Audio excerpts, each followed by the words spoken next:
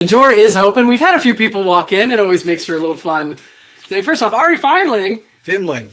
Oh, I'm gonna fucking. I was so confident too because I've said that you've done the show here a bunch. I'll never cry. And I know, and It's really my fault. I'll write. it's Findling.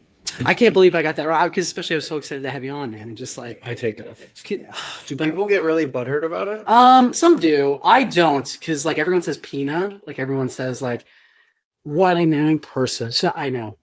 Well, people think Pena because there's no tilde. People just like to think it's like not like It's Penna, no? it is Pena. Thank you. Like you pronounced it correctly, Sure. but everyone thinks that the tilde is just like not over the end for whatever reason. So I get Pena all the time, which like I don't look like a Pena. I say that. But here's my question. Sure. If like Carlos Pena, Yeah. the baseball player, Yes, of course. I'm very familiar. when he signs his name, Yeah.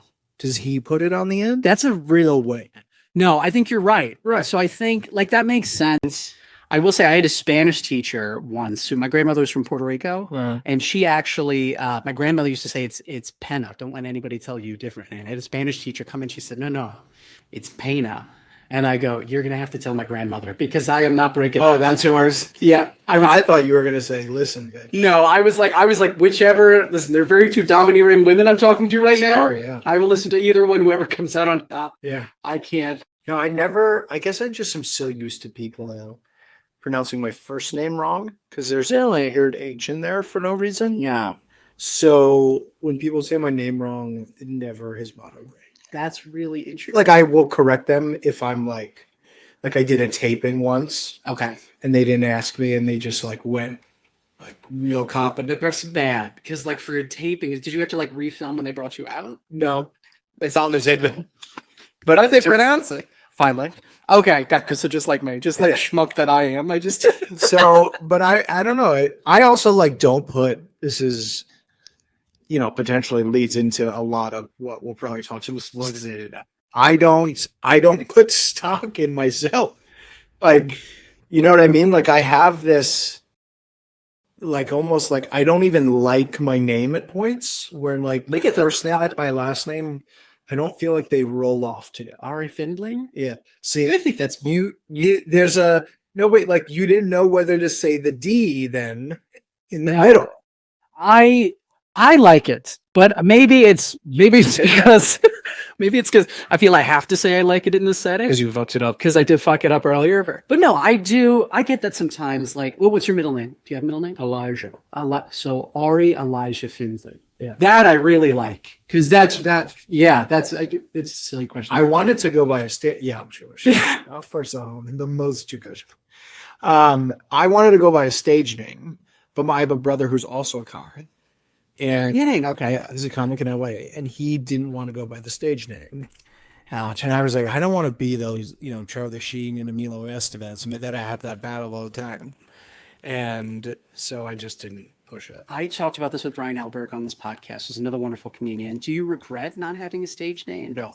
Okay, nice. Because I like that too. Because Grace Lovo, another name drop comedian, I love her. She said to me, like, she likes the authenticity of having your real name out there, which I never thought about, but I really like too. Because sometimes professionally, I wish I had a different stage name. But honestly, Professionally as a comedian, like just like to keep a job now. But honestly, you'd go wait. So you'd inverse it. You'd go stage name in your regular life. yeah, that would be fun. I would love that. I think. Can I pull off Eric?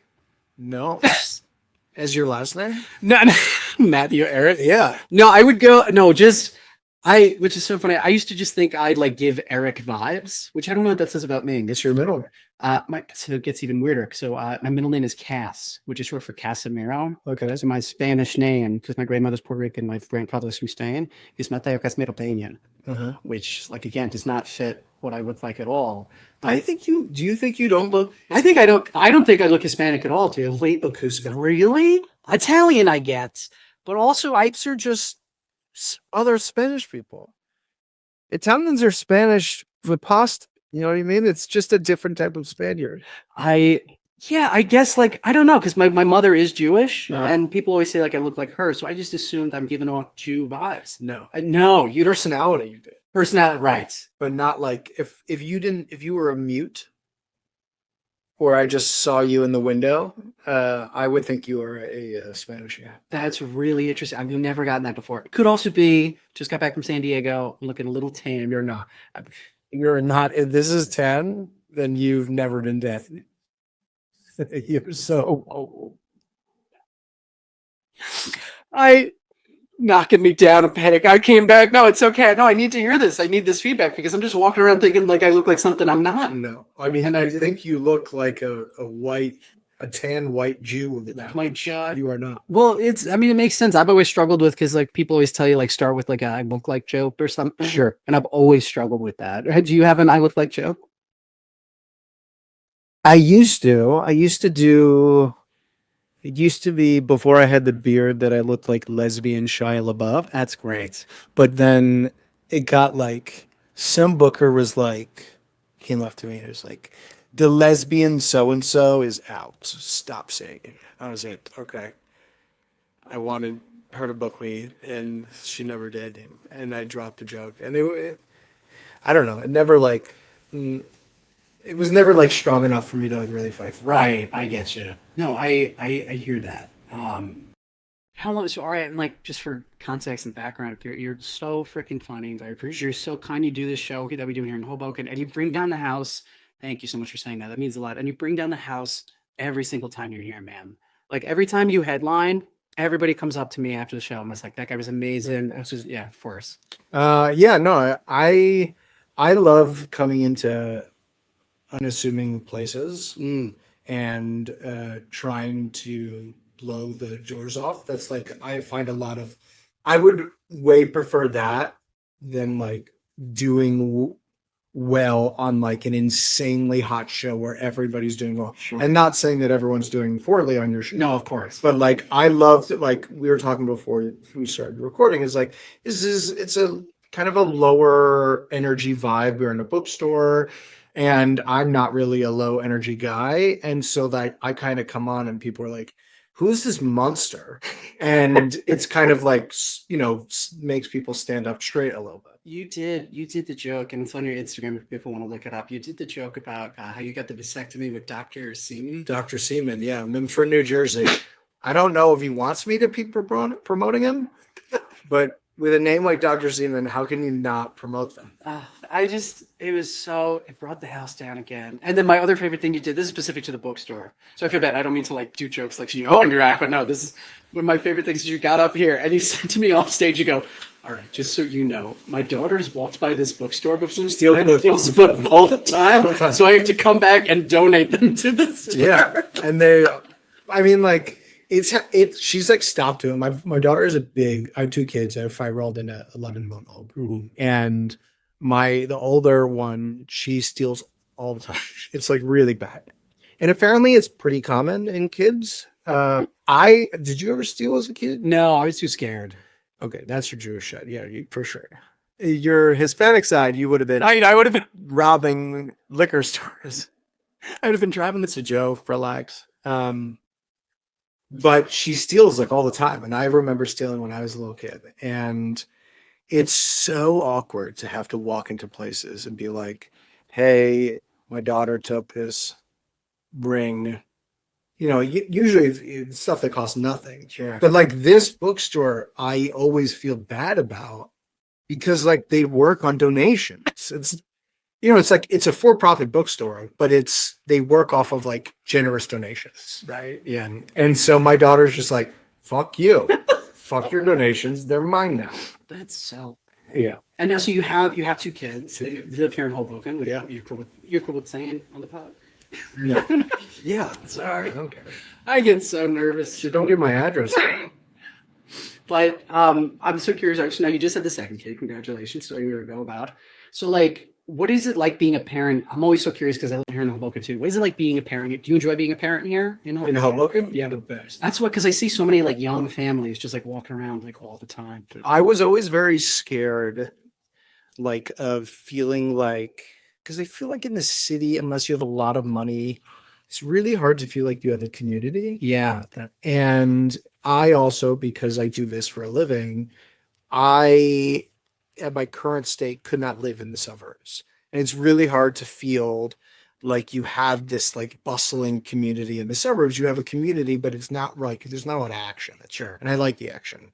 And I don't have the money to live in the city.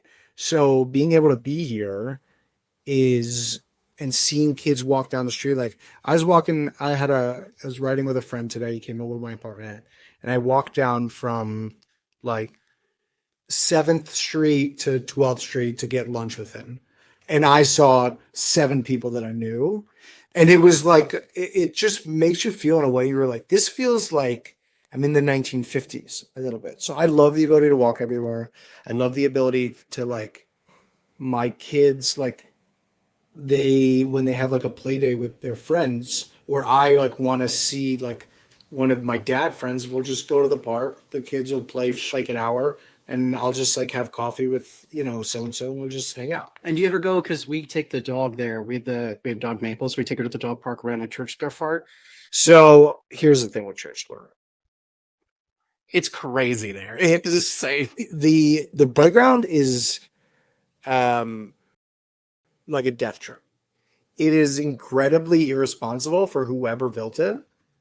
And I genuinely just don't like the adjacencies of the park. Yes, there's a lot of, I know what you're talking about. There's a lot of like sketchy stuff going on. There's just like a 10-foot, there's like a play structure that's like, I don't know, maybe as high as this bookshelf up here. And then it just like ends. And then you can just jump off if you wanted to. And the other thing is too, now that you mention it, I'm always walking by on the sidewalk and there is something that spins like dangerously fast. It's almost like a carousel that like they spin or whatever, and it goes so fast right next to the street. Yeah. It's incredibly dangerous. When did you move to Aldopen? 2022. We were in Jersey City before that. Oh, nice. For 3 years. And when we had to decide like the schools, because my kid was in daycare, at that point. And Jersey City is very big. And where we were at in Jersey City, if we got into this one school, it would be a 10-minute walk to school. If we didn't get into that school, we could be placed 5 miles away. Yeah. And I hate driving my car. Hate it. Especially around here. It's insane. I don't want it. Like, if I, like, at night when I'm doing spots, different conversation. But, like, driving in rush hour times, I hate it. Like, I lived in Pittsburgh. I started comedy in Pittsburgh. And I sat in, like, 45 minutes of traffic to and from work. And I would have these, like, epic meltdown. Yeah. Like, I was pre-medicated, but I literally have memories of like taking my fist, slamming it against my driver's side window and breaking the window. Yeah. I hate it. I relate to that so hard because every day I pick up my fiance, it's not that she can't drive. It's just, she hasn't driven in like 5 years and she's already so anxious, and she works over at American Dream Mall. She's like a little bit part of the social media team. Okay. So like we just decided she's not going to drive. I'm going to do the driving. So I drive her to and from work every day. Every day. Thank you for reacting like this, because she's like, you complain all the time. And I'm stuck in like 45 minutes of traffic just to get there one way. Even today, I was like, come on, like, but anyway, I digress. That's a lot. That's a very nice thing. You should tell her that, because I'm not. I would not do that for my wife. And do you know what the worst thing is that she doesn't even listen to this podcast, so she won't even hear it. See, that's a gift. Like, my wife is always like, do you want me to come to your shows? Do you want me to I just stopped my podcast, but I had a podcast for a bunch of years. And she'd be like, I don't listen. I'm like, yeah, this isn't for you. Like, this podcast is not for your fiance. Sure, you want her to support you, but she does support you. I just want the rating on Spotify. I'm like, because they won't let you rate it. Then log into her account. Like, there are ways around this. No, you're right. And I do think that it's better off that she doesn't listen, because I just feel more freedom to say whatever I want. Fuck you. Yeah.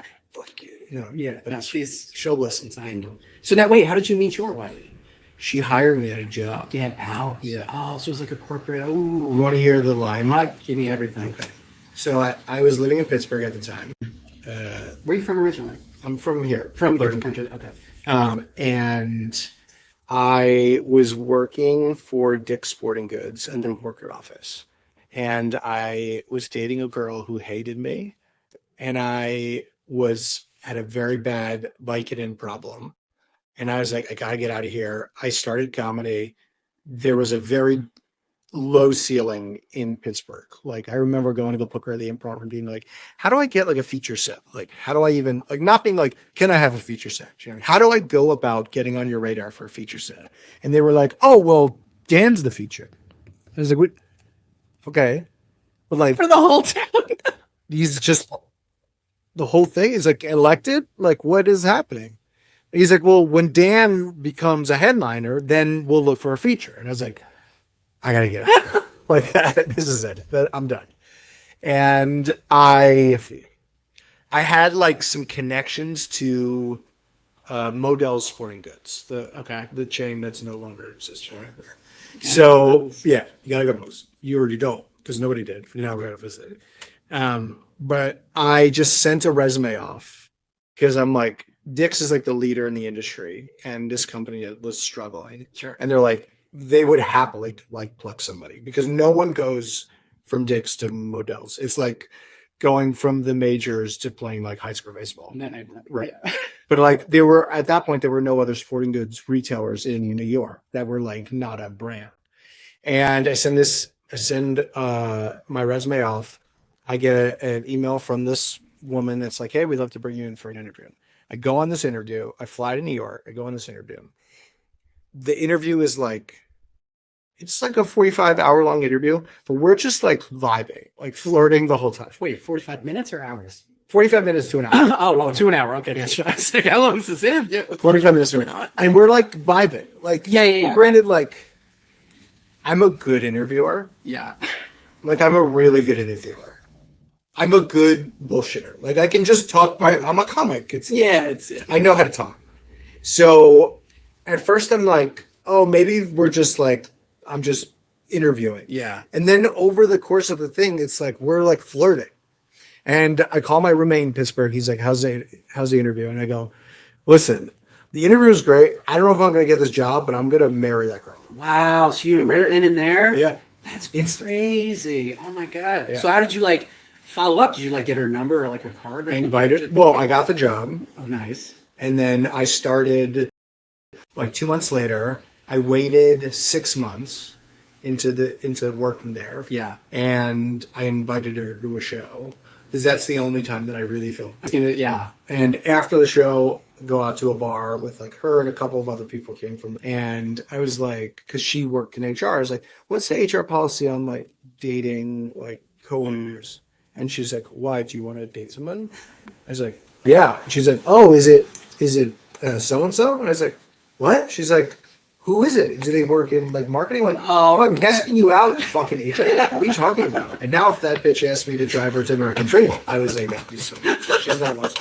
I love that story, Ahri. That's incredible. Yeah, but I am, I don't know, I don't want to get too deep into your relationship, but I am like infatuated with my wife to a degree that's like unhealthy. Like I'm very codependent. You know, I never understood this till I like grew up, but my mom used to always say that like you have to love each other, of course, but the man has to love the woman just a little bit more. I agree. I completely agree too now that I've been growing up. And yeah. I think it's way, way healthier that way. Totally. Because like men, I feel like can get easily distracted. Yeah. And it's like, you know, you really have to be able to. My fiance is like, I always come back to like, oh, I didn't know your partner could make your life better, like, right. or like who could do it over the long term. I mean, I do a bit about it, but there's like these men that like complain like, oh, my wife runs my life. She's so annoying. I'm like, yeah, my wife runs my life because if she didn't, I'd be fucking dead. Yeah, exactly. And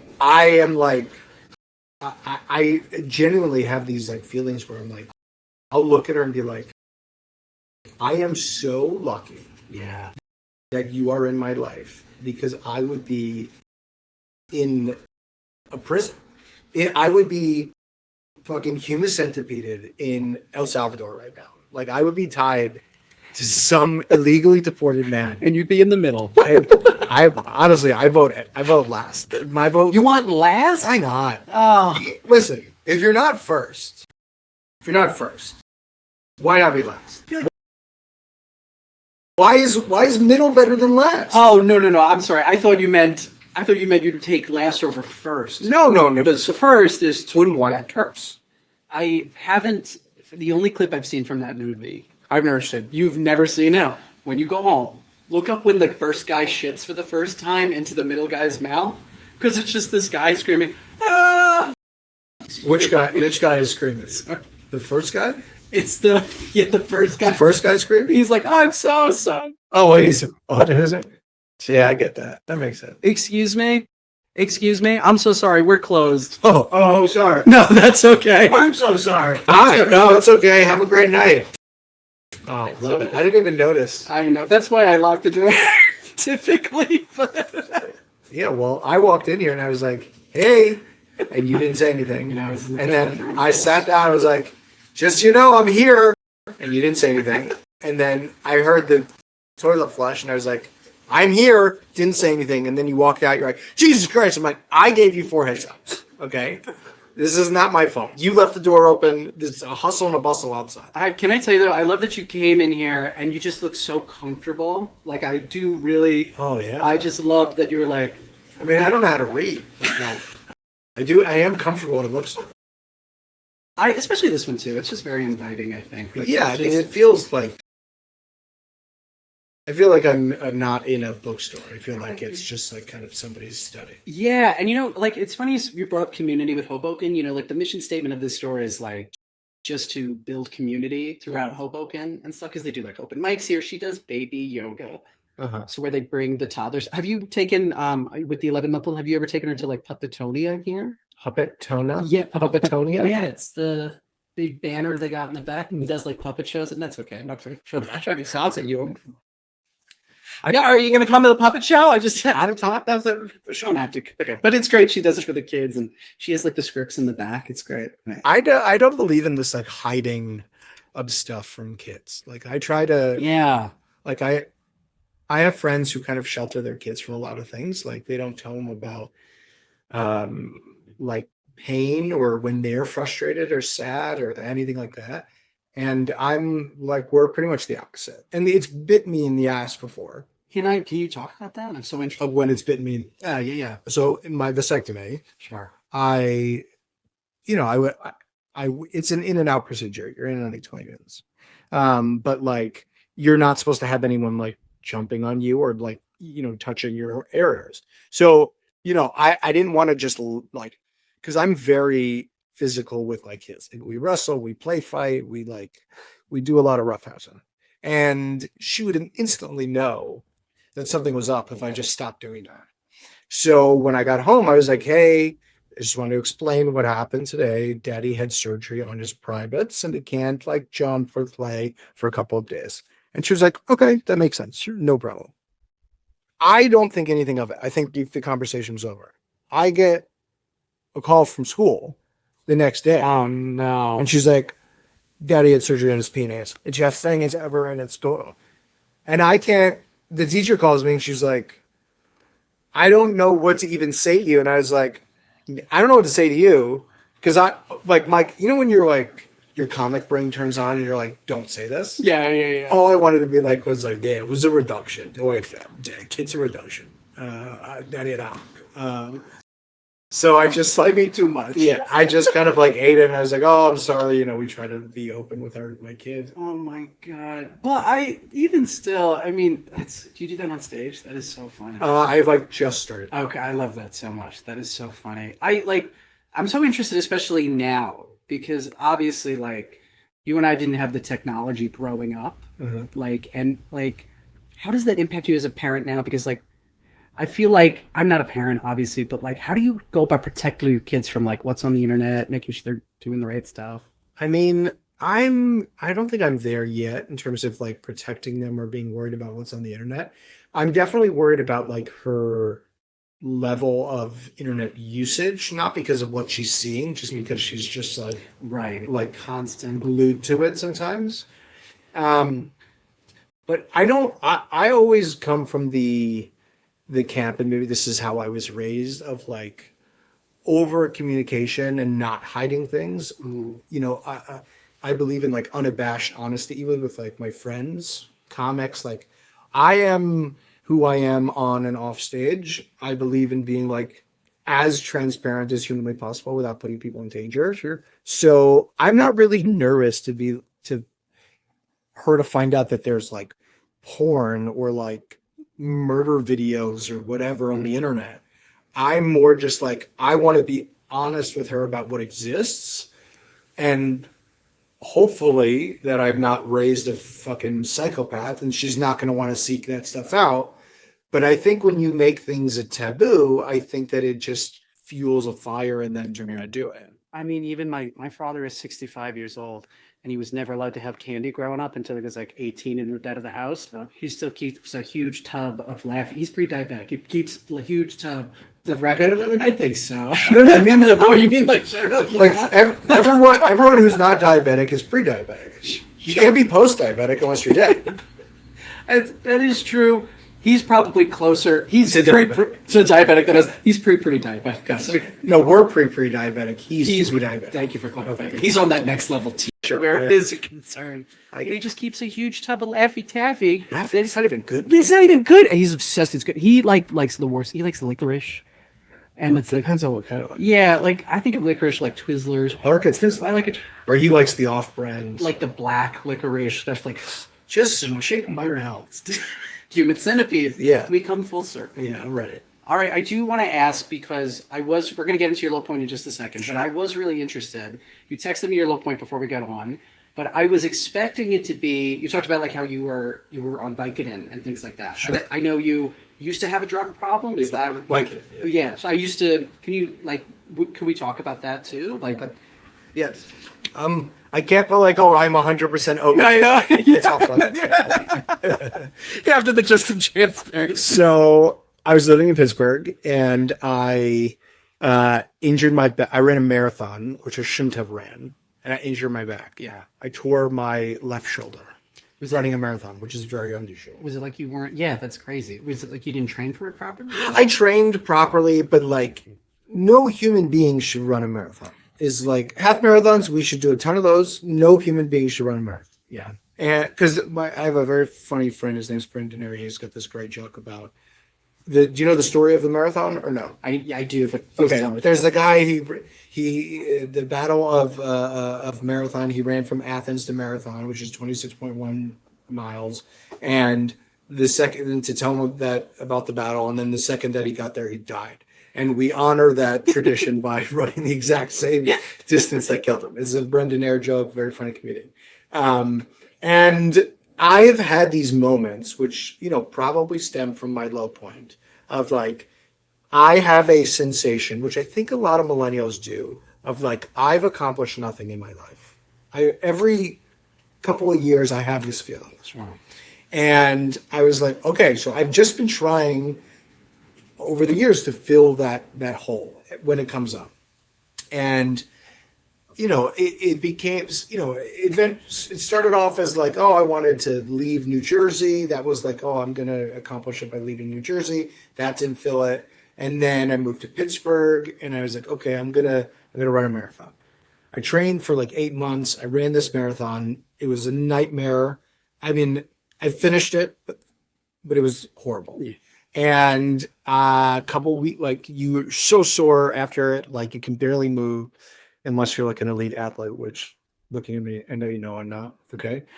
I started having all this pain in my shoulder, and I had a tear in my shoulder. And initially they were like, the tear is so small, do not have surgery. But I was in so much pain. I did physiotherapy. I did, medical massages. I did cupping. I did needling, all this stuff. Nothing would do it. And one of my friends was just like, "Oh, you should have some Vicodin. It'll help you out." Yeah. I'm like, okay. So I started taking Vicodin before the surgery. Okay. And then after the surgery, I was just taking Vicodin. He was just giving me Vicodin. But then getting it from your friend. I was getting it from my friend. I was buying it from him. And then I had the surgery, and I was like, oh, I could just get it for free. This is amazing. And it started when you have the surgery, like you're in so much pain, like I needed the Vicodin. But then as I started to get better, physically I did, because have you taken Vicodin before? Yeah. Okay. So Vicodin doesn't actually stop your pain. Like an anti-inflammatory, something like that. Like it's going to it's going to change kind of the blood constriction in your body. It's going to change, and try to reduce inflammation. That's not what Vicodin and some of these opioids do. All they do is stop you from caring about the pain. The pain still exists in your body. Your reaction and your receptors to that pain change. So when I started to feel better, the pain was there at the beginning and it was there at the end. That never went away. But what stayed was like this sensation. Sorry, my nicotine just moved into the back of my throat and I almost swallowed it. What stayed was this like sensation of like, oh, I went from not caring about the pain to then not caring about it. And I was just like, oh, this just helps me. What used to help me cope with the pain, I'm putting this in quotes, is now helping me cope with life. Like, I don't need to worry or stress about things because I know I have this crutch that I can just be on bike and all that. So were you walking around feeling like elated? No, you're kind of walking around feeling like ambivalent to a certain degree. I was very much, do you ever watch Dr. House? Yeah. Okay. I was very much like him. I was a medical genius. With the cane. With the cane. No, like, he was not like high, on the show. He's just like taking Vicodin to the point where he's just on Vicodin the whole day until he goes to sleep. And then he's on Vicodin when he wakes up. Right. But he's not like strung out or just like sitting there. You're kind of just like, this becomes a crush, an addiction. Not a crush, a crutch or an addiction. And eventually I started to have these sensations that became detrimental to my life, meaning like what started as me trying to numb the pain, then me trying to numb everything. Then I started to have these vicious nightmares.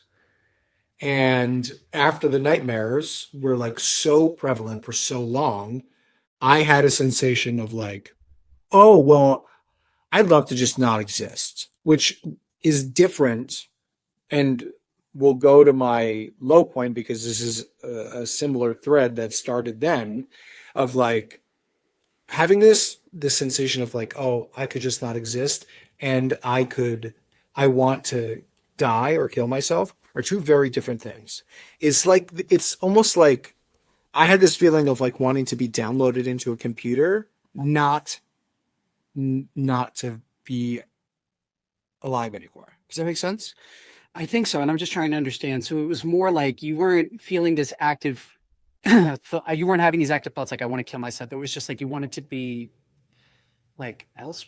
I wanted to be like released from my body. I just wanted my mind to exist. Wow. Because I still had all this pain. Like this pain never went away, even with the surgery. And this is while you were on painkillers, right? This isn't after you stopped. Yeah.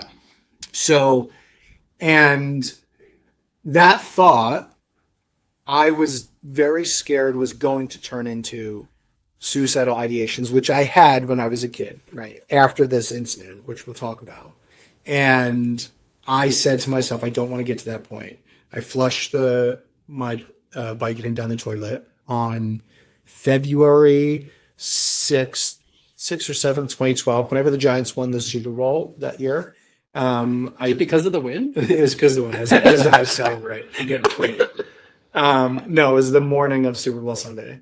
And I went through like 2 days of like hell of like sweats, shits, like vomiting, like emotional depression, and then like the physical manifestations of addiction started to go away. Then it became just like the psychological stuff. And then, what I learned that it worked for me was like, and this is some people's logic in addiction, is to push the addiction off onto healthier and healthier things. So Vicodin became like energy drinks. Energy drinks became soda. Soda became seltzer. Seltzer became weed. That was a little bit of a backstep. Then weed now is like nicotine lozenges, which now I'm trying to get off of. Yeah. And it's just like trying to find these healthy ways to cope with my personality that is an addicted personality. Like, Yeah. whether or not it's an actual substance, I'm addicted to comedy. I'm addicted to my wife. I'm addicted to my kids. Like, I just have that personality where if I see something that I like, I want to drown it in. Is it very like? Do you find yourself to be like a black and white thinker? Like you're off sides. You never lose. Introvert. I'm in the same boat in that way. Yeah. It's like, and this is different, obviously. But like sometimes I'll just become like so hyper fixated on something. Sure. It's one of the reasons my fiance is so great. Is she'll pull me out of that. Yeah, I mean, that's the best part about not. For years and years and years, excuse me, I thought that I wanted to date a comedian. And I would just chase after, like, female comic. Not like, let's be clear, like, I didn't kiss a single one of them. I just, like, would fall in love with my one. Right, not as and. I just, like, I'm a romantic. I just fall for Sure. And when I started to date my wife, I was like, oh, this is so much better because she keeps me tethered to reality. Like, I'm able to live a normal life because she's a normal person. She's not a scumbag like I am. Yeah, and it's also too like I mean you said this, but it is like a safe thing to get addicted to, right? Because especially again, same way I used to be like romantic and obsessed with like finding my person and crushing on all these different girls and stuff. But when I really asked myself, I was like, I didn't really like most of them, but it was just something to like attach to. You mean comedy is a healthy thing? No, in the sense of like love and like making. Yeah, I mean, listen, there's a tipping point for anything. Sure. And comedy for a while was a pretty healthy addiction for me. Mm-hmm. And I think there were points when it became unhealthy in that comedy is this weird thing, like a drug, where it's a very rare natural occurrence, meaning not chemically induced, that offers you instant affirmation. Meaning, like, I say something, I get instant affirmation of whether or not what I said resonates. Is it funny? Is it not funny? Is it insulting? Is it not insulting? That kind of stuff. What your brain over time starts to do, if you don't understand that this is a unique thing to comedy, is you try to find that instant affirmation in all parts of your life. And I would, with my kids, with my wife, with my job, with like non-stand-up parts of my job, with writing, that kind of stuff, is like you try to recreate that magic of like, I'll say something to my wife and she like has no reaction. I'm just like, what? Like, I don't understand. And you have to like almost like clock out a little bit and realize that this is a very unique thing to comedy, music. Like, there are certain things where you get that instant affirmation, but it's irresponsible to think that you can get it in every facet of your life. That's fascinating. Yeah, just you saying that now made me think of instances where I've been with like my fiance, and she's great because she'll let me like try new jokes and stuff, and it's just like, but even in the everyday stuff where it's like, I took the trash out, it's like, all right, Right. I'm like, what? Right. I mean, it's that old like Chris Rock joke of like, what do you want, a cookie? It's like, yeah, that's what you're supposed to do. You're supposed to do things without instant affirmation all the time. It's good to be affirmed. It's good to have your partner say thank you. It's good to have them say I love you. But the expectation that every single thing that you do is going to get affirmation from somebody else is stupid and irresponsible. Do you find like you just because you mentioned like that way like with your kids too, like is it when you tell them like you love them and stuff like that, is that where it comes into the See, the thing is that my kids enable because they have a lizard brain. Yeah. Like, they don't have this, my oldest one is starting to develop these like existential feelings, but like for all intents and purposes, like if she feels something, she has that emotion instantly. Right. So if I say I love you, or I kiss my daughter, or I hug her, I get it instantly back. So that becomes like a drug. And like there are times where I'll be hanging out with my daughter, and my wife will be like, "You want to hang out with me?" I'm like, "Not really." It's like, this fucking girl loves the shit out of me all the time. Like, why did I not want it? It's like being with a dog. It must be so hard to go on the road so often and be away from them. It's tough. The good part is that when you come home, it's great. Sure, it's like I'm not a soldier, but I get my little soldier coming home. It's kind of feeling.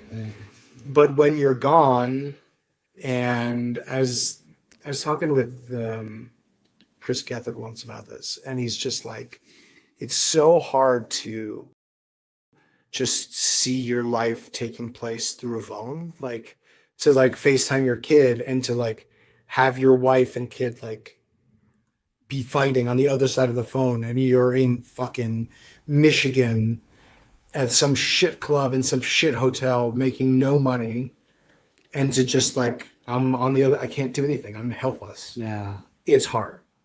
And what he told me was like, when my first daughter was born, he said that you need to, when she starts to like her brain checks on, you need to say like when you're going to do shows that like you're going to work. That is what, right. Because this is your job. It may not feel like your job sometimes, but like most parents don't feel weirded out when they go to work at 8 or 8:30 or 9 o'clock in the morning when their kid goes to school. Daddy happens to work different hours. And what ended up happening was me saying that I'm going to work. While it started as something for my daughter, it became something for me. That because I had to convince myself that I'm going to work. Like right now, I'm not going to be spilling any secrets. It's like I'm not making any money for doing this podcast, but this is work. Court. And I need to say to my daughter, I'm going to work so that she understands. But I also need to say it so that like, because I am making no money, Yeah. that I am able to compartmentalize and understand that like this is a part of my job. And that while this singular thing may not be work in the sense that I get paid to do it, it is part of the greater effort of my career and my job that I have to do things like this. And if I can keep it in my brain that this is my job, this is my work, it not only helps her, it helps her. That makes so much sense. And I like the part where you said you have to convince yourself, because I feel like I just sense like the guilt that must like come, especially because it like goes away. Yeah. And it's just like the fact that oftentimes I'm sure like you love that you get to like do this, and that must, yeah. And It's also, yes, it's, but like it definitely, there are days where even non-parents don't want to do their job. right. Yeah. That still exists. But it's never like, I guess sometimes it is easy to leave. Like sometimes when it's just chaos and I'm sure. Yeah. I gotta show, they actually moved my spot time up by 6 hours. I guess Still in a diner eating alone. is like, sometimes that's easy, but like speaking like broadly, like it's never easy, like especially as they get older and start to become a human and start to become fun. Like my daughter and I over the last year, like we started playing all these card games, like, and started playing like board games and like puzzles, and it's genuinely fun to hang out with her and to just be like, sorry, I know we're having so much fun, I have to leave to go to Michigan. It sucks. Like it's hard to understand. And I try to just continue on this like path of like, this is my job. This is my job. This is my job. And almost have like this Catholic Church level of blinders on, where it's like, I'm reading a lot about like the Pope. He died. Spoiler. Okay. I don't know when this is coming out. It's definitely not going to come out before he died, but maybe it comes out 6 years from now when the next one dies. I'd imagine. But like I've been reading a lot about like the Catholic Church and about how like, whereas Jews reinterpret the Bible on like a daily, weekly, monthly, yearly basis, Mm-hmm. the Catholic Church, for the most part, does not reinterpret the Bible. They are, traditionalists, and they believe that what was believed then is believed now. And part of the reason for that is that if you admit change, you admit wrongness. Okay, the fallacy, the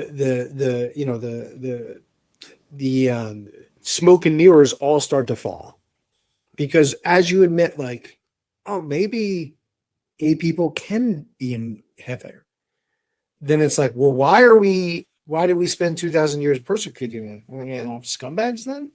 And again, I'm speaking very broadly. No, I know. But like, I'm trying to have, I know I just said that in a negative light. I'm trying to have that for this aspect of my life right now. Yeah. Because it is what I need to keep my mind on track for my career and keep my sanity with my wife and my girls.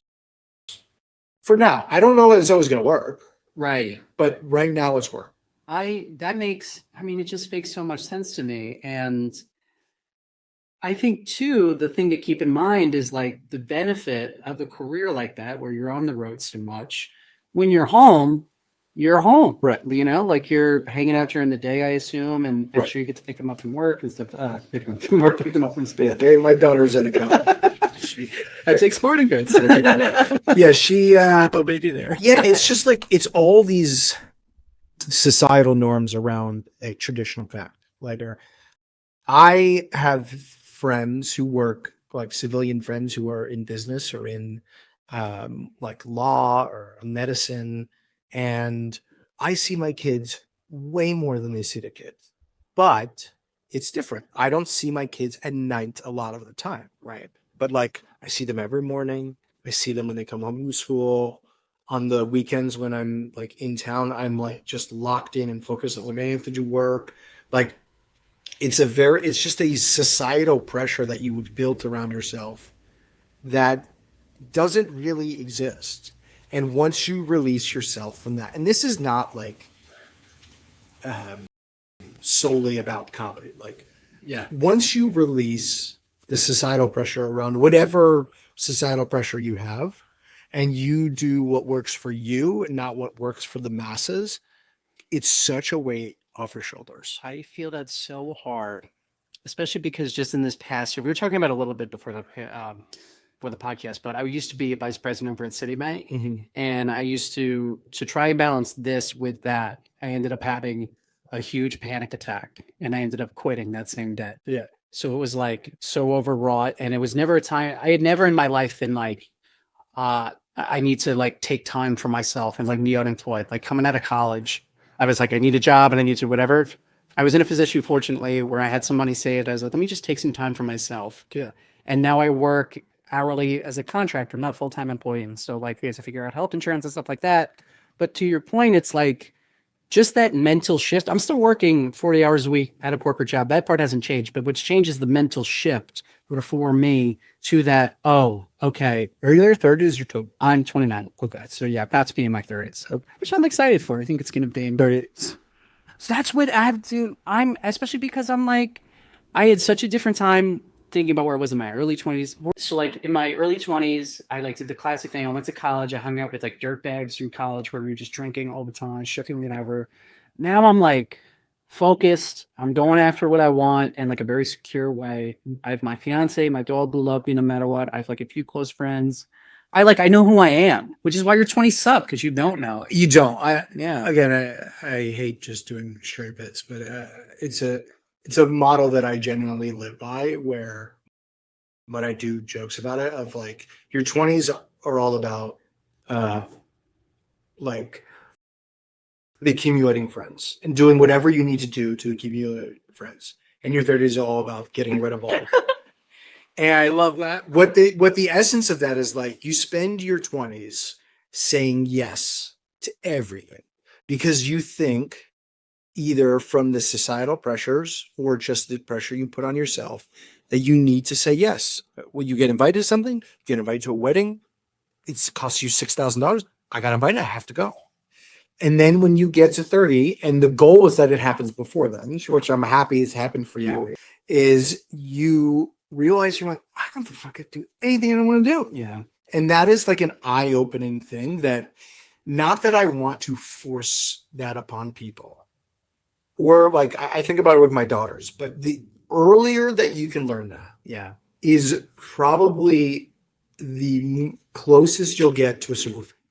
I agree so much, and like to that point, right? To give you like just a perspective of where I was, like when this was all happening. So one thing I'm leaving out is like I felt that societal pressure. I was like, because I never dreamed. I was like, I can't do this. I could never do this full time. I could never. So I was like, I need to do something full time where I can like still do this and this stuff on the side, right? So I was like, okay, I'm miserable at my corporate job. What I'm going to do is I'm going to go back to grad school and I'm going to become a therapist. So I was enrolled at grad school. I was a vice president at the city, and I was doing this stuff at night. Okay. I burnt the fuck out of myself. I said that January. I remember I was at a mic with my friend Eric Walsh, who's a fantastic comedian. He was like, what are you doing? Like, and he was like just dying laughing at me. Yeah, I mean, but it's hard to know. Like, listen, I know there are points where I sound like I know what I'm talking about. It's like, it's so hard to know who you are, what you want to do. And I'm so envious of people that are like, you ever see those people where, that like when you're in like middle school or high school, and they're like, yeah, no, I'm gonna be this. Yeah. And you're like, Yeah. what? Yeah. You just decided? It's like, I was in college, I changed my major 12 times. Like, I still don't know what I want to be when I grow up. I'm pretty grown up. I will say though, sometimes I totally get what you mean. That type of person who like never questions it, but sometimes it doesn't happen until you're like, and not to say that this is the worst thing in the world, but like 40s, 50s, that's when you start questioning everything. I'm saying, I don't envy the people that are like that. I see what you're saying. But they exist. Yeah. And I'm like, what? Like, where did you learn this confidence? Like, I'm not saying it's generally right, but like, I think back sometimes is just less career focused and more just, you're from Jersey, right? I'm from Long Island. Long Island. Okay. So I'm sure that you had kids from your high school that like where'd you go to college? State. Yeah, of course. Yeah. I know, but you've been Skate Estate. A big deal. Hell yeah. You already know what Skate Estate is. You don't. Oh, It's light. it's like a roller rink in Binghamton. Okay. Oh, I know the roller rink. Yeah. I'm sorry, I forgot the name. Sorry. That's so good. That's so funny. I don't ever fake laugh because you feel like You know what it is? That's my way of saying it. It's like, I don't know, but I like you. It's an old thing. Look, I won't be offended. You got my name wrong with 9 seconds. It's replied. And that's gonna haunt me for the rest of my life. I hope you know. So I'm sure that you had people who like went to like community college near your hometown and then never left their like their town, and then got a job at a store in town or the gas station, or became a high school teacher in your high school and just always stayed in your hometown. And you have this feeling of like, these people, you kind of like look down on them, not justifiably. You're like, you gotta have some life experience, go somewhere, do something. And I always thought that. And now I look at some of those people and I'm like, those people are so lucky. Like they just knew what they wanted to do and did it. And here we are chasing our dreams like a bunch of fucking idiots and miserable, tongue in cheek. But like the knowing what you want to do when you want to do it is like a magic and a superpower. When did you decide that you wanted to become a comedian? Was it always on your radar? So like for me, it was always like saying, hey, I want to be a space cowboy. Whereas like, oh, this isn't a real thing. Yeah. You don't get, you get chosen to do that. You're like walking through the mall and people are like, you seem funny. Go, you're the comedian. Get whisked away. Right. And then when I was living in Pittsburgh and I was like on Vicodin, I was miserable. Yeah. I was dating this girl who I didn't like. Excuse me. And the movie Funny People came out. And I was just like, I don't want to look back when I'm 60 or 70 and go, man, I wish I would have tried this. And I have like a lot of like one of my uncles is like really, really funny. Really funny.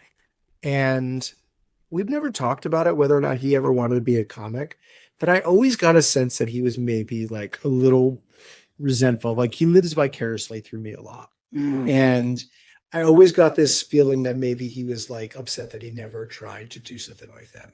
And that guilt, that like, which wasn't even guilt at that point, it was like future guilt that I like was putting on myself, was the driving factor to me wanting to do it. It was like, I don't want to regret not doing this. Right. And again, I think dates back to, my low point is like, I don't want to be in a position where I can't go back in time. And so I'm going to do whatever I can to work in real time. And I don't think I'm ever, as long as I don't put myself in harm's way financially or sociologically, like I don't think I'm ever going to regret trying or trying to make it. Yeah. But I would regret the FOMO of not doing it. It's so wise because I hear TED Talks and things on the internet. It's like the number one regret people have on their deathbed is that they wish they lived a life that they had actually wanted to live and felt, they didn't have to live as something, especially through like other people's expectations. Mm-hmm. I just love like you had that foresight. And to be honest with you, like I feel the same way because like I think sometimes I do like a mind exercise. Where I'm like, all right, I'm on my deathbed now, and like I never quote unquote make it or whatever. My definition of making it is like doing this for a living, right? And like making money trying to do this. And like I do that now as opposed to a few years ago, I'd have a panic attack. Now I'm like, no, I did some stuff. I do the podcast here. I do the show at the bookstore here. I've met wonderful comics and comedians and friends. So it's like, I tried. What I would say is that how long have you been doing comedy? This is my fourth year. Yeah. So I'm 16 years in. Mm-hmm. And I always had these like benchmarks that I said I had to hit. Yeah. And if I didn't hit them, I wouldn't quit. And I've not hit a lot of them and continued. And it's not that I've failed. Yeah. It's that you realize that your expectations of success are almost always wrong all of the time. And that you have to redefine success, not so that you lower the bar and can, get fake wins, but that your original conception of what success was unfair to you and your career. I'm so glad you said that because I literally, I do an exercise at the beginning and end of every year where I have my goals. And like, for example, one goal I had last year, I was like, I want to get in at a club. I didn't really have any like sense of whatever. I was like, that's what I wanted to do. And it didn't happen. I got close sometimes, but it didn't really happen. But to your point, one thing I love that Gary Goldman says is that he was like, it's so easy to compare yourself out of comedy. Mm-hmm. Look back at like who you were as a comic 1 or 2 years ago, and like see the growth there. So like, no, I didn't get it in club, but like, have I grown since 2 years in? Absolutely. Yeah, there's this Obama quote that I think about almost daily. He's giving a speech to these interns in his last year. And I talked to our mutual friend Liz about this a lot. About this, someone asked him for advice, like career advice, working in Washington. And he says the best piece of advice I can give is to focus on what you want to do and not who you want to be, because who you want to be is not up to you. Yeah. But if you focus on what you want to do, and for us, if you focus on I want to make people laugh, then you've succeeded. Yesterday you succeeded. 3 years ago, you probably succeeded. Right. But if you focus on who you want to be, I want to be the biggest comic. I want to be in every club. I want to be a touring national headliner, blah, blah, blah. It's like those things are so out of your control. They're great to have. Yeah. And they're like, it's not a bad thing to want them, but to measure yourself against them is judgment. I like that you said you ended on irresponsible, because the thing that I struggle with, and I'm sure many comics struggle with this as well, is we tie so closely to what we do in our careers to our self-esteem. Mm-hmm. So like, in other words, like to that point, it's like if you want to be like a touring national headliner or something to that effect, and you don't make that, but you still succeeded at making people laugh. It's like, well, I guess in my definition, it's like I've set myself up to be a failure. Right. And that's something I'm still struggling with to get to. Like, for example, like one of the things I've always wanted to do is I've always wanted to write a solo show. And I'm happy to say that like I'm running it at the bookstore May 2nd, which is super exciting. I got a haircut. You got a thing? I got a haircut on a minute. I love when somebody's in the. I'm so excited to do this thing. I've always wanted to do it. It's at this time and without it skipping a beat. I went, thank you. What if I was like, oh no, it's perfect. It's on the moon. Like you're going to be like, you can't do it. I'm on the other side. The dark side. No, it's great. But it's like there are so many ways to define success, and almost everyone chooses the hardest way. Yeah. Because people like a Hail Mary. People like high odds. Like they want this big payday. They want this easy thing. Right. Easy meaning like they don't have to put in the work. But if you spend every day focusing on what you want to do, you will achieve the who you want to be. Right. But if you focus on the who you want to be, Yeah. then you're not going to achieve the what you want to do. 100%. And the big thing too, just from like a logistics perspective with that, what I've learned too is it applies to the financial side of this. So like for, at least I think, like in the sense of like, to do this for a living, there are a lot of different ways that you can like make money. But to your point, if you just focus on the things you want to do, those things will come. Do you agree with that or no? Listen, if you look at anything in the micro, it's going to seem like there isn't like an increase. Like because you're looking at something from a granular level. Right. Day to day, month to month, year to year. But if you look at it from 1 year to 4 years into your comedy career, there's going to be an increase in that. Now, is that increase a level that you have deemed successful? Probably not. And that's not because it's not successful. It's because you want something that is either not possible or is just improbable. But that doesn't mean it's not success. Dad, I'm going to cut this up and listen to it every day. This is no, I mean this. I should just give you some of those self-help books that they're way better. No, I appreciate it too, and I really appreciate that. Like, because I'm learning too, obviously, and like, yeah, it's a little vulnerable to sound. I don't want to say stupid, but maybe even naive, being only 4 years in. But I appreciate that, like, we can just have this conversation openly, and Let's be clear.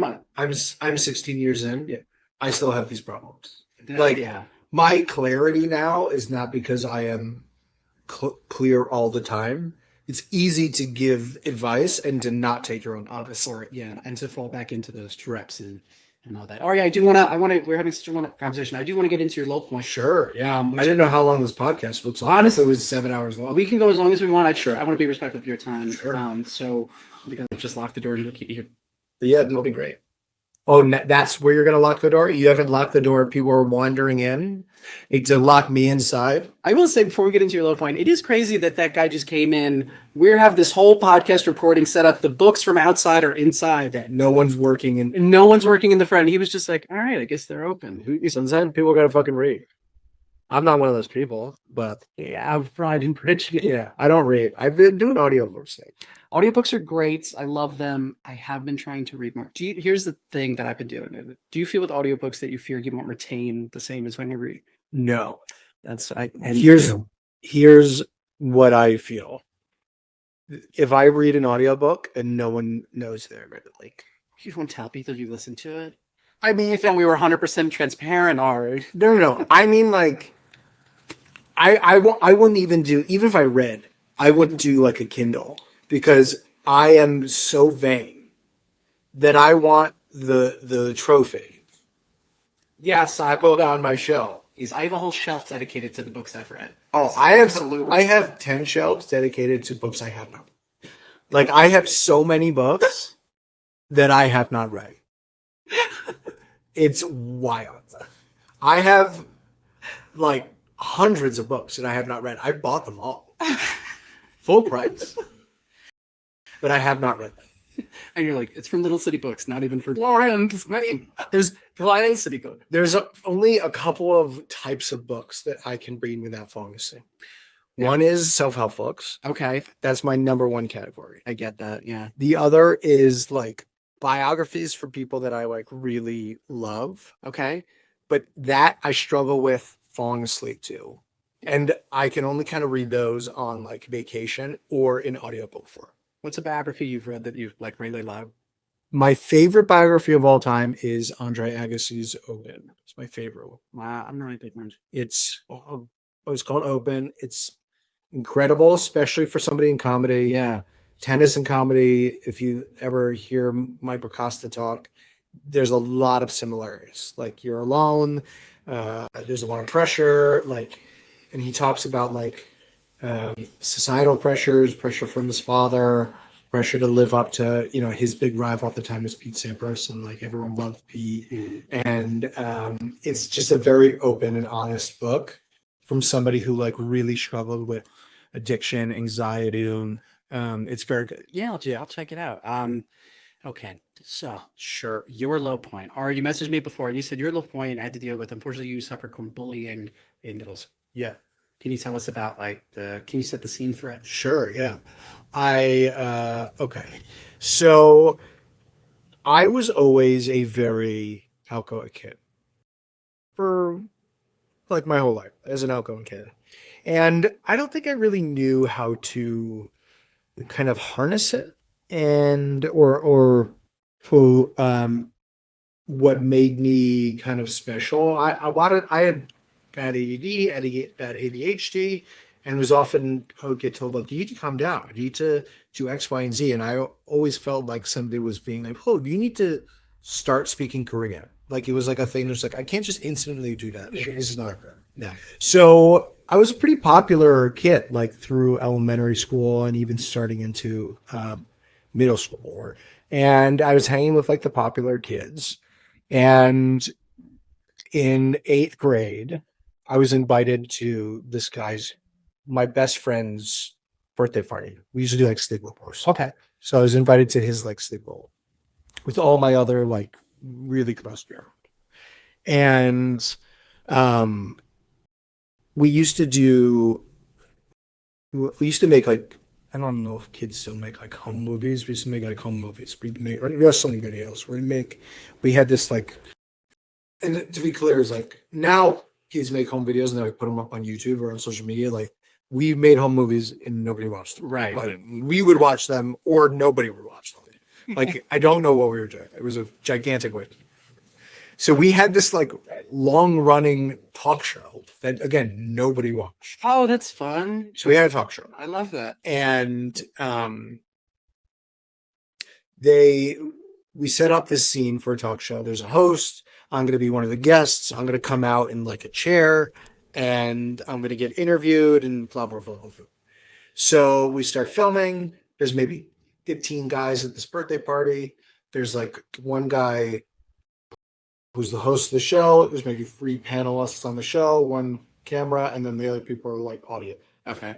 And I come out onto camera to be a guest on this talk show.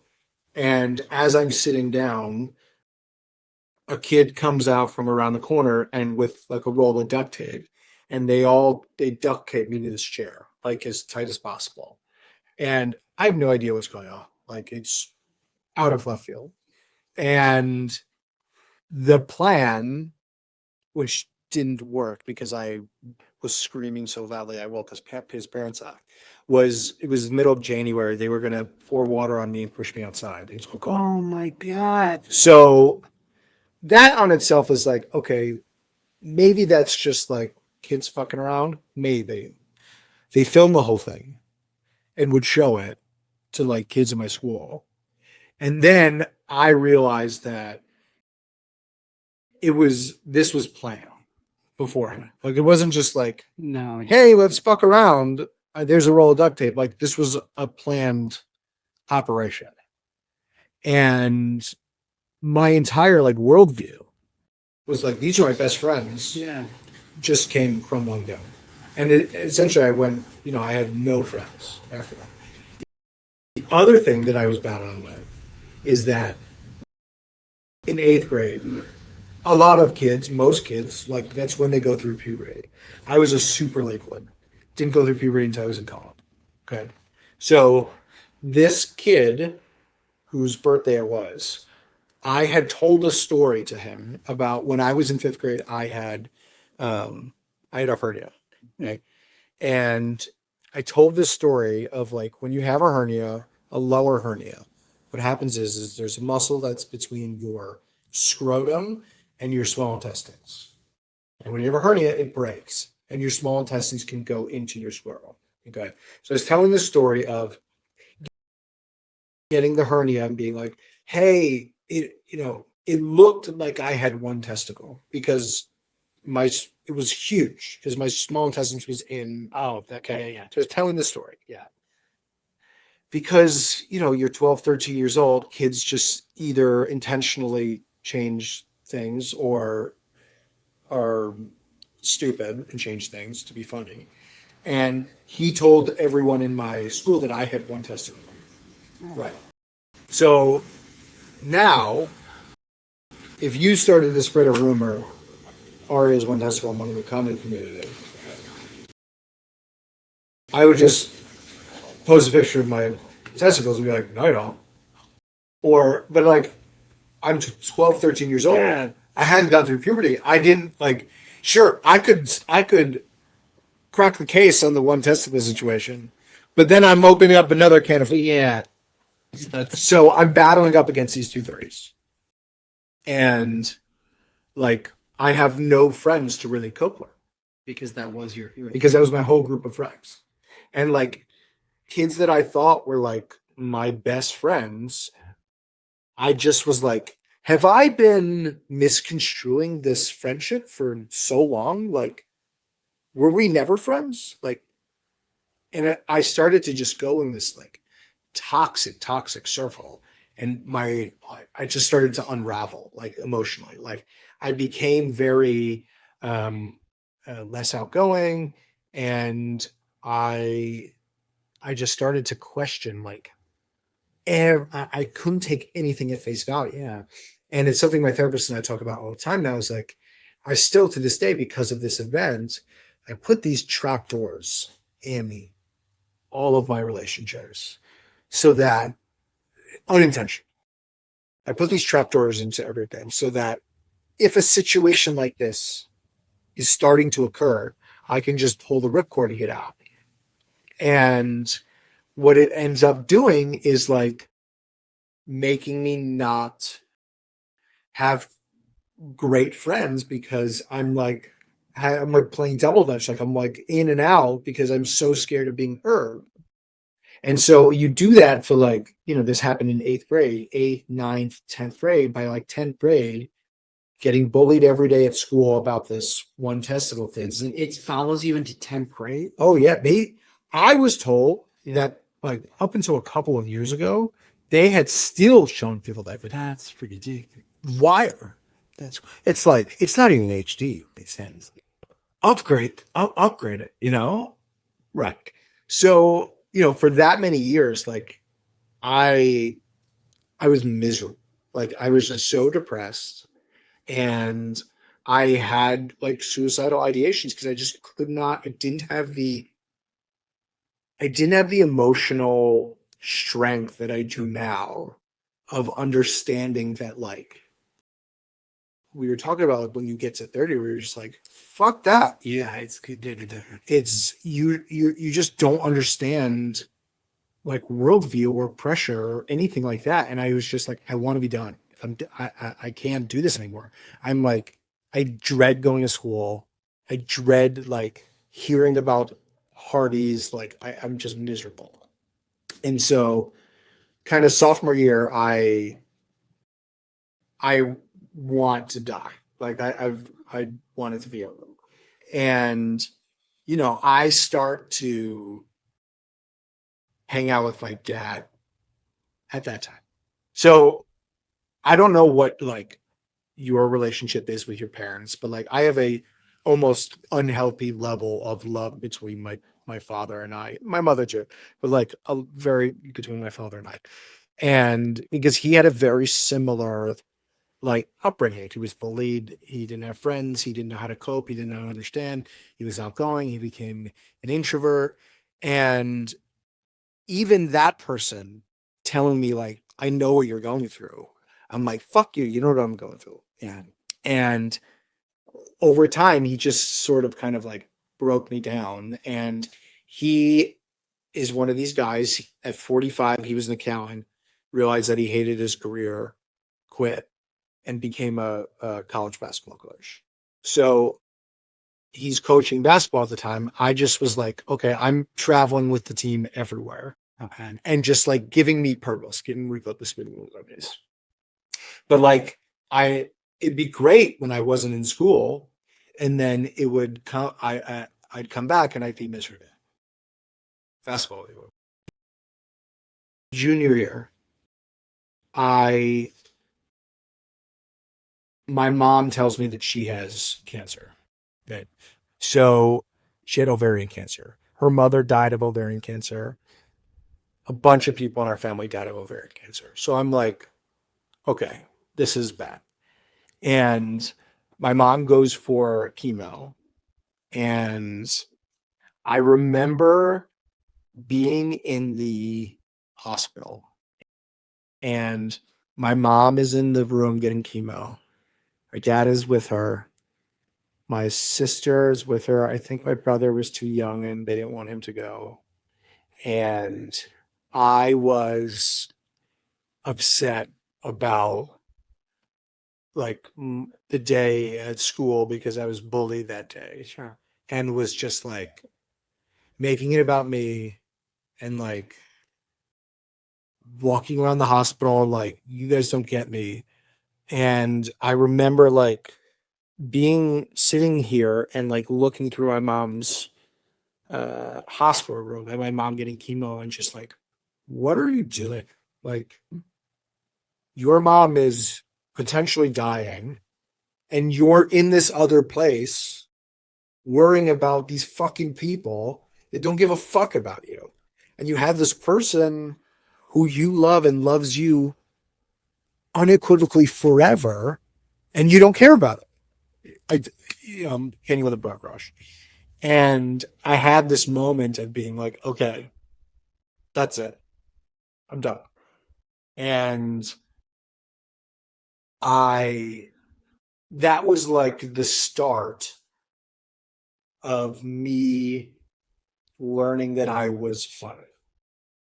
Because what I realized was that if I made fun of myself before they made fun of me, they have no power. I have a fucking superpower. And I stopped giving a shit about them. And I started to focus on my family and like the things that really matter to me. And that feeling of kind of being out of your body and not focusing on the important things has come and gone. It can't, like we were talking about earlier with Vicodin, like I had that same feeling of like, okay, I'm scared that this is going to get bad again and I'm going to have this feeling of not wanting to be alive anymore. And, I have these moments of like being so laser focused on not getting booked on some fucking Netflix showcase while my daughter is like, Daddy, I just want you to read to me. Yeah. And I'm like, and I have these moments where I have to go, okay, remember your mom in the hospital room, remember what's important. And it's something that I struggle with, but I think that I have this like, have you ever seen For Lovely Gang, Kim Costner movie? Okay. Reference then won't matter. But he's got this like that superpower in the movie, not a wrestler superpower. It's a baseball movie, but he's like playing a game stadium, plays with Tigers, and he does this thing where he says activate the mechanism, and basically he just like shuts off all the outside noise. And I still have this ability at times to just be like, shut off the outside noise, focus on the person in the doorway. That's the important thing. And I try as hard as I can to like keep that. You've seen in Conception, yeah, when you've seen, it's like that's my totem. It's like when I feel like I'm unraveling, is to like find whatever your totem is, and find for me that is like my family, my parents, my wife, my kids. Find the thing that grounds you. Find the thing that you care about. Only focus on that. Get that right, and then everything else kind of figure itself out. But it's like, yeah, people always ask me the question like, do you wish that it didn't happen to you? And I've, been in therapy for 25 years. And I think I'm at a place with it now where if I could go back in a time machine after I killed Hitler, not baby Hitler, adult Hitler, after I killed I think it's very big of you. You're still killing Hitler first. You're making that quit. So it's good art. this is about the greater good. After I kill Hitler, would I stop this from happening? And I don't think I would. And that's not like, I hope that doesn't come off as like profound, like outside of myself. No, I'm just, but I think that me getting humble, which is like a drastic oversimplification of the situation, but me getting humble and understanding that like I am not the center of the universe and bad things can happen and no one is going to help you but yourself at 13 is a skill that some people in their 20s, 30s, and 40s have yet to know. And I wish that I didn't have some of this. I wish I didn't put these trapdoors in these relationships. Sure. But that lesson that I learned so young is invaluable. And while I wouldn't want anyone to go through that, if I could, pluck the emotion from that and the lesson from that and teach it, I think that is what everyone should learn as early as possible. Is not this like necessarily knowing what you want to do with your life, but understanding who you are and what is important. That is the thing. As early as you can find it is beneficial. But it's something that my wife and I struggle with because like you project onto your kids. Sure. And I'm like so protective that they don't get in this situation. Yeah. But I also want them to learn this lesson, right? While not having to deal with the insanity of it. So it's like trying to find ways that they can understand what is important, what is valuable, and what they care about in a way that is productive and isn't going to leave these lasting effects that they did, isn't it? Yeah. Which is like I've yet to figure out how to do it. I don't know. Were you bullied as a kid? Never to that extent. And before I go into like my experience with bullying, I want to just like take a moment and sit with this because what I immediately deflect you off. Yeah, I know. Believe me, because I've deflected it back. It's tennis, bring it back.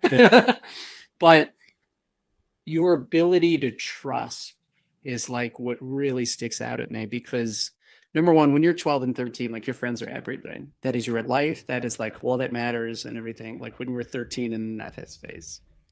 And to have that trust broken, like I just can't imagine the work you had to do with your wife and things like that. But one of the things that I think I hope is so beautiful is it when you had kids, was that really the first time that you didn't have those trapdoors because you weren't afraid of that? No. I would say that I wouldn't call them trapdoors with my kids, but I think there are like, I could objectively look at like comedy as like a trapdoor with my kids. Like I always have the ability to just go and do a show, to like get out of like a bad situation with my daughter, if she's like, having a bad time, I wouldn't say the that aspect I put into my kids. But what I would say is that the good thing about having kids was it was the first time that I felt a sense of um, doing things for other people. Um, I'm trying to validate this even as I say it. No, that makes me sound like a monster. I like having kids was really good at like caring less about yourself. Right. That was what it was really good at. Yeah. And like, caring for others. Like I obviously cared about, my wife and my parents and my friends. Also did it like while trying not to do it at the expense of myself. With my kids, I'll run through fucking trash or if it makes you happy. Like I don't care. And that was what it was really before. I don't know if I answered your question. No, but I think it's more like I just to take it back to the like it's just so painful. And a lot of times like what I find like especially with this pod is like in the moments where I'm not really sure what to say, I just kind of enjoy ruminating and thinking out loud with the guest and that we talked about your Vicodin addiction. Yeah. And there's just so much pain there, Ari. Like that's horrific. Yeah, I mean, I don't think, maybe this is me deflecting. Like, I think that this sensation of like, I'm not the center of the universe is like, I don't think the pain that I have is any different than the pain that you have or the average person has.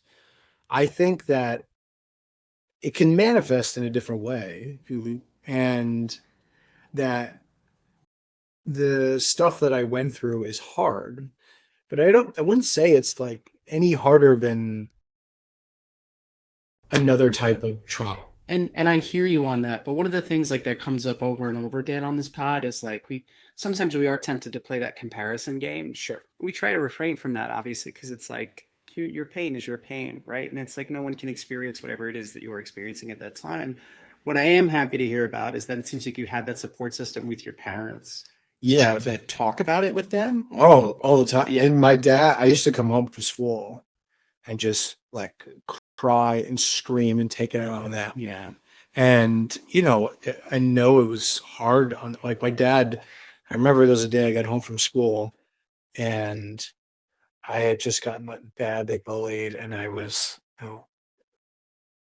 this is something I don't know if you have a fight in your relationship that my wife and I fight a lot about is like sometimes she wants to just vent and not have me try to fix it. Yeah. She just wants me to listen. And in this moment, I was telling my dad about how awful it was. And I just wanted him to listen. Yeah. And he was trying to help and trying to empathize and explain, like, this is similar to what he went through and giving me life advice. And I punched him right in the face. And we got into like a fist fight right in the center of my living room. Yeah. And it was like probably one of the best things that's ever happened to us because it was like eye-opening to like kind of like realize that how similar we were. Yeah. And I mean, I have said this to my father before, like if my father wouldn't have taken me with him, like on the road with his team, like I generally don't know if I would be here today. If my mom didn't have cancer, I don't know if I would be here today. Because unfortunately, I think it takes, Steve Jobs has this quote where like, sometimes life is going to hit you in the face with a brick, don't lose faith. And sometimes it takes a brick for you to realize what's important to you.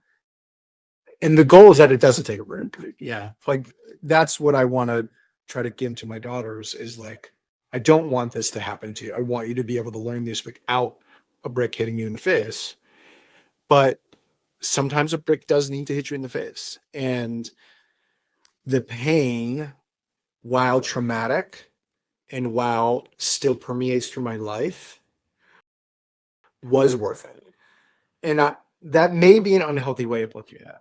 I don't know. No, I don't think that's an outfit. I think that's you sitting with it and dealing with it, because I think the reality is like, you at the end of the day, you can't change that.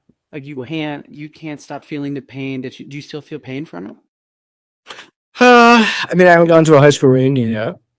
Really? So I skipped 5, 10, 15, and 20. Was it yet? I think I've done too. Especially with Facebook. It's like, I know you're all having the time. But I still am like nervous. Like, there are people from my high school that live in town, right? I turn the other way sometimes, sure. And, you know, I still feel the pain in knowing that, like, I put these trapdoors in these relationships and I don't trust people. Like, I don't take them at face value. Like, you know, if somebody, especially like in the comedy world, somebody's like, "You're great, you're funny. I want to book you all the time." I just like don't. You say my name. That's okay. Yes. I know you, but that's the thing. I don't have to not believe it because you do it. Yeah. But like, there are people who are just all talk. Yeah. I know. And I don't take them at face value because A, I think a lot of people are bullshitters. But B, I had this experience of taking somebody at face value and getting fucking burned by it, that I struggle to take people at face value, even when they are being truthful. Like, not that I've ever felt this about you, but like, there are people who book me all the time and say they like me. And then I'll be in my apartment, just, this person fucking hates me. I just ruminate to a degree where it's like, I've made this all up in my head. It's funny too, because like, especially now I'm at a place, just because we were talking about the comedy scene in general specifically, like I'm at a place now where I'm really forming those like comedy relationships and finding my people and my friends, which has been awesome. But to your point, it's like, I would go back to my apartment next to person fucking hates me, like whatever.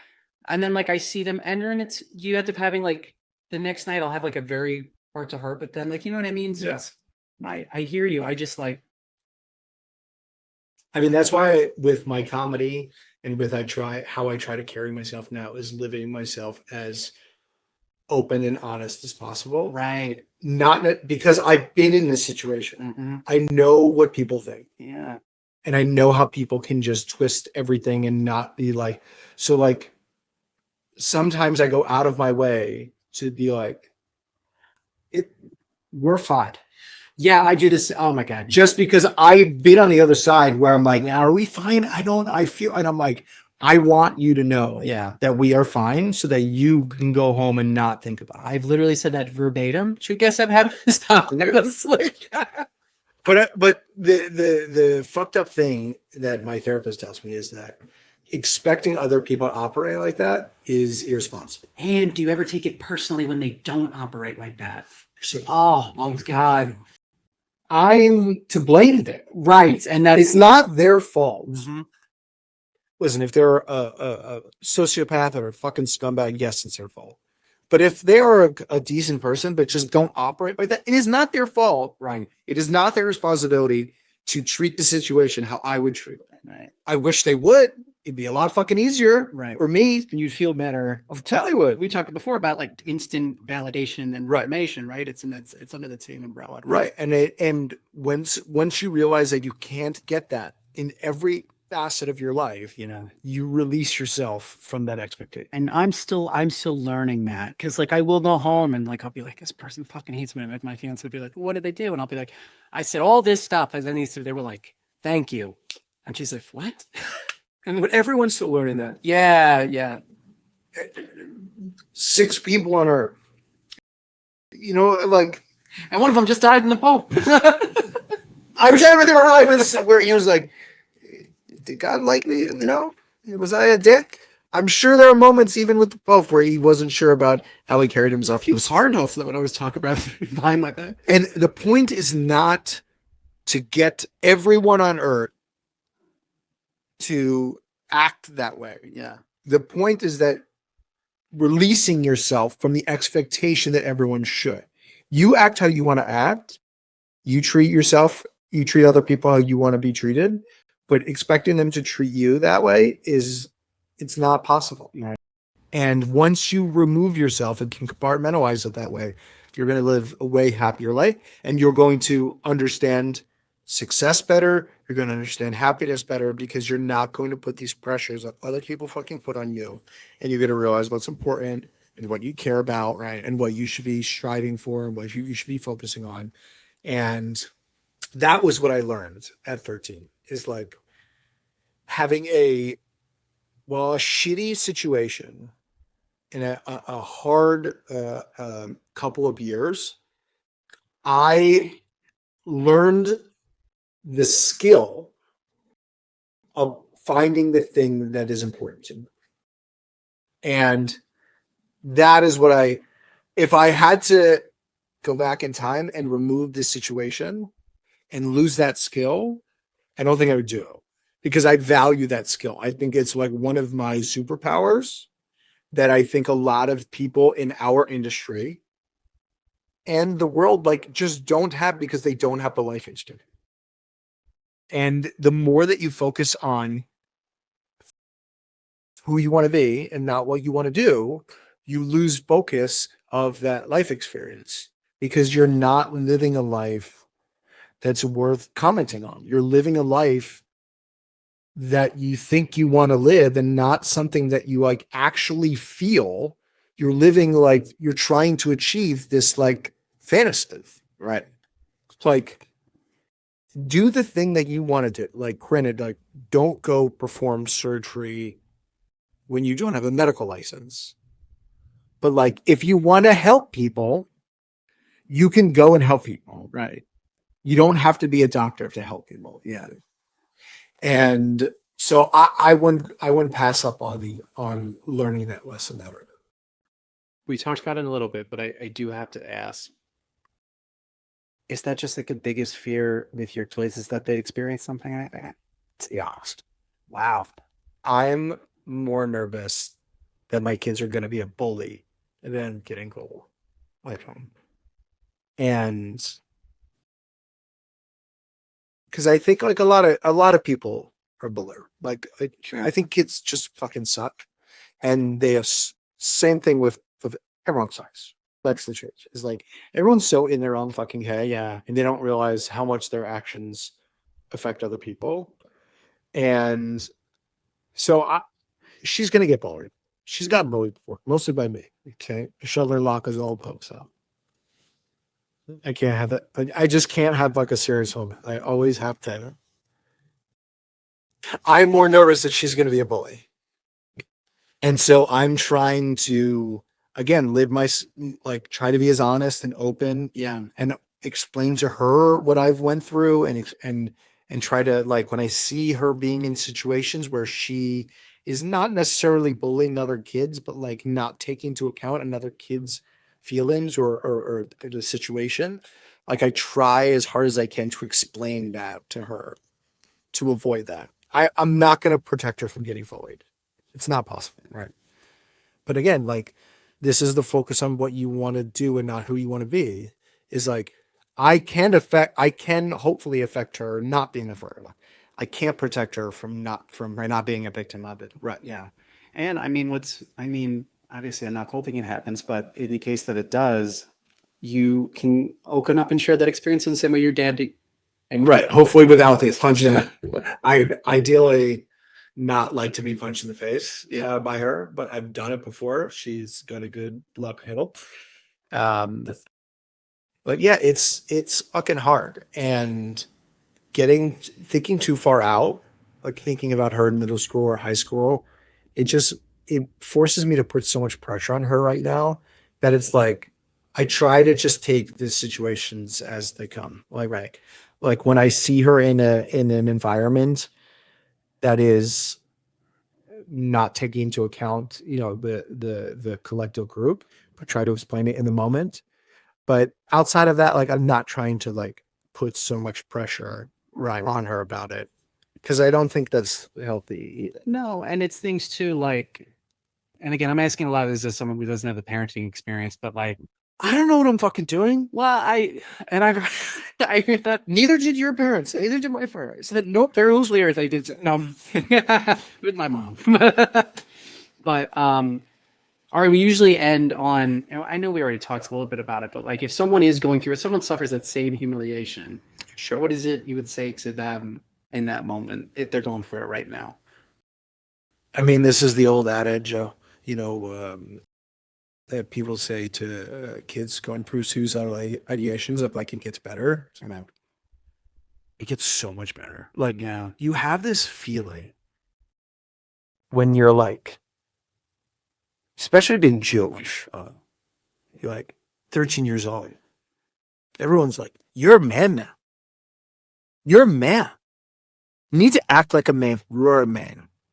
And it's like, first of all, we don't let someone be president until they're 35. So it's like, okay, so it seems like the most important job, they're not a man until they're 35. We don't let people buy cigarettes until they're 18. We don't let people drink until they're 21. The feelings that you're having in middle school and high school are not unique to you. They happen to everybody. And it is such a short period of your life that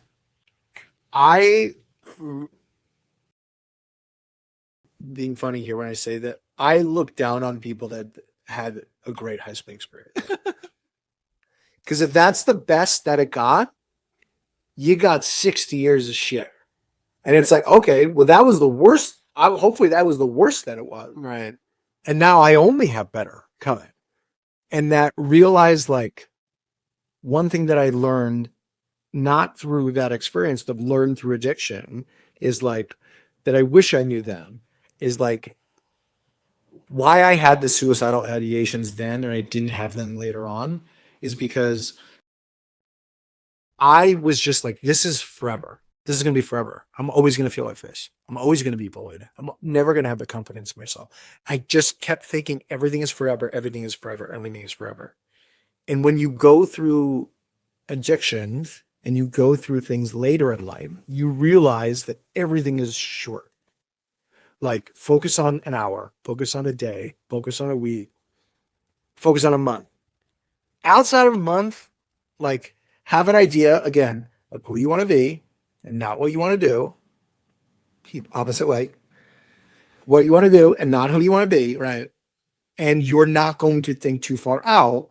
And it's going to cause you to be present, be in the moment, and realize that, like, what happened yesterday may happen today.